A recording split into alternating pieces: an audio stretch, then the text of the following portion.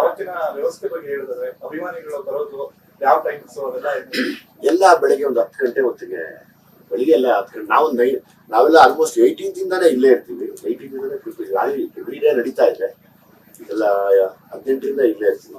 20ನೇ ತಾರೀಕು ಬೆಳಿಗ್ಗೆ ಬರಲಿ, ಅಲ್ಲಿವರೆಗೂ ಬೇಡ. ಯಾಕಂದ್ರೆ ಇಲ್ಲಿ ಊಟದ ವ್ಯವಸ್ಥೆ ಮಾಡೋದ್ರಿಂದ ಈ ಸರಿ ಜಾಸ್ತಿ ಜನ ಬರೋ ಸಾಧ್ಯತೆ ಇರೋದ್ರಿಂದ ಊಟದ ವ್ಯವಸ್ಥೆ ಸ್ವಲ್ಪ ಚೆನ್ನಾಗಿ ಮಾಡ್ಬೇಕು. ನಾವು ಅದಕ್ಕೆ ತಯಾರಿ ಮಾಡ್ಕೊಳ್ತೇವೆ.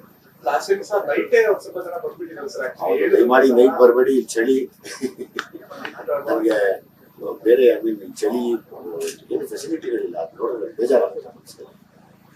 ಫ್ಯಾನ್ಸ್ ಬಂದೇ ಬರ್ತಾರೆ. ನಿಮ್ಮ ಸಿನಿಮಾದಲ್ಲಿ ನಿಮಗೆ ಒಂದು ಸ್ನೇಹಿತರು ಬಳಗ ಜಾಸ್ತಿ, ಯಾರೆಲ್ಲ ಅವತ್ತೊಂದು ಜೊತೆ ಎಲ್ಲ ನನ್ಗೆ ಯಾವಾಗಲೂ ನನ್ನ ಜೊತೆಲಿ ನನ್ನ ಅಸೋಸಿಯೇಟ್ಸ್ ಯಾವಾಗಲೂ ಇದ್ದೇ ಇರ್ತಾರೆ. ಅಂದರೆ ನಾನು ಅದನ್ನ ಹೇಳಕ್ಕೆ ಹೆಂಗೆ ಹೇಳೋದು, ಅಸೋಸಿಯೇಟ್ ಡೈರೆಕ್ಟರ್ ಅಂದರೆ ಇನ್ನೊಬ್ಬ ಡೈರೆಕ್ಟರ್ ಇದ್ದಂಗೆ.